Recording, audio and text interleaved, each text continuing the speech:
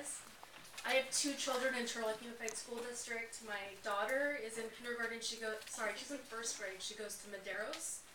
And my son, Aaron Fernandez, goes to Maderos this year too. The reason I'm here today is to talk about my son. So my son, just a little background, he is 8 years old, and when he was 2, he was diagnosed with autism. He couldn't speak, he ran in circles, wouldn't sit still, and he was aggressive. So from the time he was 2 until he was 3, we did home services. When he was 3, he got on a bus all by himself one morning, went to Wakefield to start the early intervention program. I had 100% faith that this school district was going to take care of my child because I'm a product of Turlock Unified School District. My mom is a teacher of Turlock Unified School District, and I've never had a problem before in my life. I will say this, the autism program is spectacular. Every child I know who's gone through it has grown, and I recommend it to anyone who tells me that they're looking into doing private services. So I just want to say that I am happy with the autism program itself. But unfortunately, my son got caught up in just one big giant mess. And so I'm here to tell everybody about the mess that my son went in. I'm not afraid to come out and talk. There's a lot of people who are having trouble and they don't want to talk. I haven't said anything. I've been trying to deal with the school district since March because I said I had faith in the school district, but everybody has done a circle around me, has ignored me, has told me things like kids will be kids. There have been lies, things. I have gone nowhere. So I actually sent this letter to, I'm very nervous if you guys can, yeah. I sent a letter out to Regina Heaton, the CELPR director, Dr. DeMardo, who I never heard from, Heidi Lawler, who I never heard from, Gil Ogden, who I did speak with when I delivered the message to him. Jeff Santos didn't originally call me back, but he spoke with me yesterday about my son's first day at school. Tiffany Heron, who was his program specialist, she never contacted me. Matthew Devins, who is his current program specialist, has contacted me and has put in over 100% effort in making sure that Aaron's year is going to go great. I contacted Sally Dickinson, who was his former teacher at Kroll. She contacted me. I sent a letter to Linda Alanis, who is his principal at Kroll School. She never contacted me. I sent a letter to Claire Shandietz, his other teacher at Kroll. She never contacted me. And Amanda Silva, who had been his special ed teacher for 3 years at Kroll. So I'm going to read the letter since it was ignored. This is basically how it goes, and you're going to get an idea of what my son went through. I started it off like this. I would like to alert you to a series of very serious incidents that affected my son Aaron Fernandez in the academic year of 2013-2014. My son Aaron Fernandez attended Kroll Elementary School with Sally Dickinson as his mainstream teacher. In the later part of October 2013, I was informed that Aaron was going to be removed from Mrs. Dickinson's classroom. I was told by Mrs. Alanis that he was being removed for the following reasons. 1. Mrs. Dickinson had illegally filmed him during a meltdown. 2. The data collected by special education staff indicated that he was not meeting his on-task behavior goals. 3. Mrs. Dickinson and the class were not a stable environment for him. I personally did not want my son removed. I thought that she was a good teacher and she had continuous contact with me about my son. On the other hand, my mother, who is a teacher, is, I'm not afraid to say this, my mother, who was a good teacher, is friends with Linda Alanis, and from the 2 of them talking, I was persuaded into pulling my son out of the class. I didn't want to pull my son out of the class. Kids with autism should not be pulled out of a class. So after Aaron was transferred to Mrs. Shandie's room in 2013, his behavior immediately deteriorated and was pronounced. I would characterize his experience in the transfer as horrific for my son. His new teacher was unprepared to work with him. He was continuously bullied and harassed by students, and the administration was not supportive.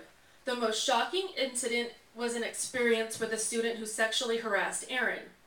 I was not immediately notified by the teacher or the principal. When pressed about the incident, the principal responded to me that kids will be kids. Later, the principal at Kroll denied to special education that the incident had occurred with my son. I'll cut in there. The last week of school, the second to the last week of school, my son was harassed again. When I contacted Jeff Santos, he did an investigation and was told that none of this stuff had happened.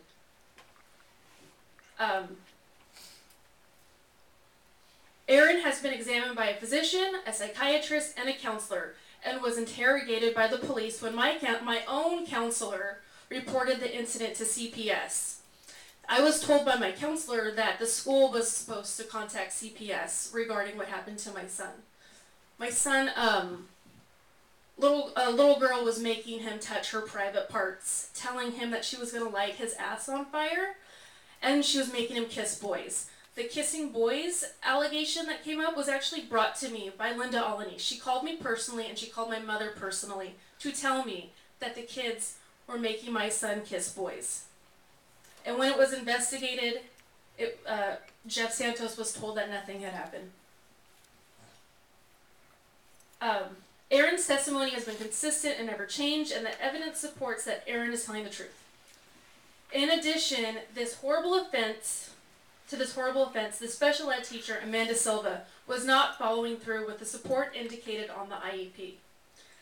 My mother and I have repeatedly asked Mrs. Silva for data regarding Aaron on-task behavior in his new setting. None was given to us. When I spoke with SELPA a few weeks ago, they told me that if I request information, I should be given it within 5 to 10 days. I sent numerous emails, and I do have copies of the emails asking for the data. I didn't receive data until an IEP in the spring of 2014. And when I saw the data, it showed that Aaron was more off task than he was in Sally Dickinson's class. Because of the turmoil that occurred this year,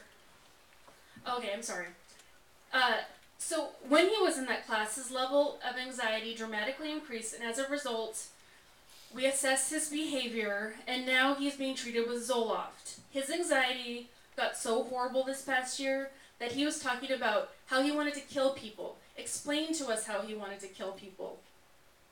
This didn't happen until after Christmas vacation, after he was pulled out of the class. This is how it affected my son. Because of all the turmoil this year, I contacted SELPA to address all the mistakes that occurred on the hands of Kroll staff and administration. In doing so, I reviewed my son's IEP from the scholastic year and have encountered many discrepancies regarding the IEP notes and services. One that stood out was from notes transcribed by Amanda Silva in the September IEP regarding Sally Dickinson. In it, it states that Mrs. Dickinson had parental permission to tape Aaron. So here it is right here. It said, the team discussed videotaping Aaron in class as part of a class general activities, and parents agreed to sign permission to video photograph and sign a permission form. Sally Dickinson was almost fired because she filmed my son, and she was told that she didn't have permission to film my son. I told them I gave them permission to sign my son, to film my son, and I was told I didn't. Right here it says that I gave her permission. I didn't, I started this all because I was upset about what was going on with Aaron, so I was going through every IEP from the year, and when I saw that, I felt sick to my stomach. Yeah, so I feel bad that I could have prevented what happened to Sally Dickinson if I had just pulled up that IEP right away, but I saw that on the last day of school. In Aaron's IEP, it states that an aide would be with him during testing, transitions, nutrition break, and lunch. His teacher told me repeatedly that she and Aaron were not receiving the help needed by Amanda Silva.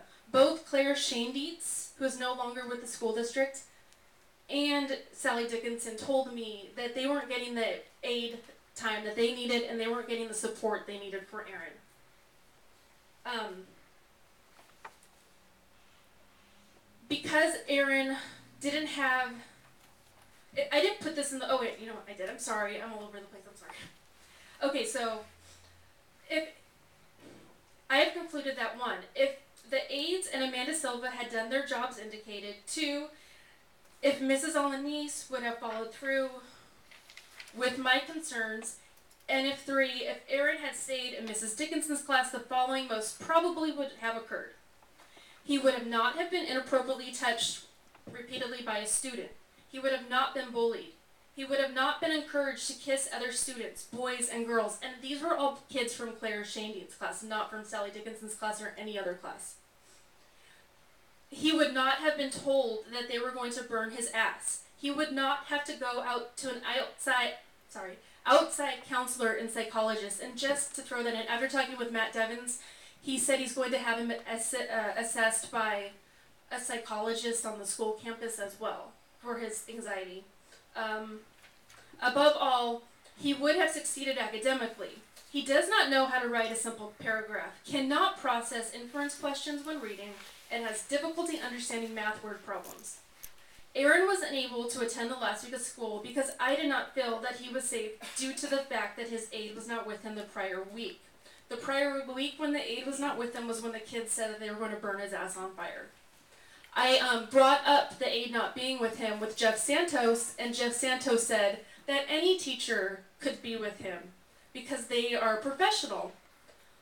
But when you look at the IEP, actually when I brought it to SELPA, they said that's incorrect. It has to be a classified worker. It has to be a paraprofessional or an aide, not a teacher. A teacher has 30-something kids to watch. They can't be responsible, give that much support to one child with autism while watching their whole class. So I think that's ridiculous. And okay, I told them that he had doctor's appointments the last week of school because I didn't want. At that point, I was scared of the school district, and I didn't know what to do. And I just wanted to get him out of that school, and he stayed home the last week of school. I'm gonna wrap this up. Anyway. So basically, I've been trying, this has been going on since March, actually since October when he was taking out of Sally's class. No one has been helpful with me, besides Matt Devins and Jeff Santos and his new teacher, and Dr. Yakub, trying to make sure that his new year at Madero's is going to be great. No one has helped me. All I wanted was an apology, all I wanted was accountability. I got none of that. I felt like people, the administration and the teacher, were making it seem like my son was lying and making it up. He wasn't. We have gone to counselors, doctor's appointments, so many different places, even to a priest, and he tells the same story every time. He has nightmares about it, and we have seen kids from Kroll, and he cries, and he doesn't want them to talk to him because he's afraid. He doesn't do this with other kids. And because no one has listened to me, everyone makes it seem like this is a made-up story. I contacted BMRC and they found me a lawyer. And that's it. I wanted to let you know how bad this got because no one listened to me. And if you'd like a letter, I have some, and I also have copies of the IEP, and I do have a police report filed with Turlock Police Department after my son came, after I met with my counselor.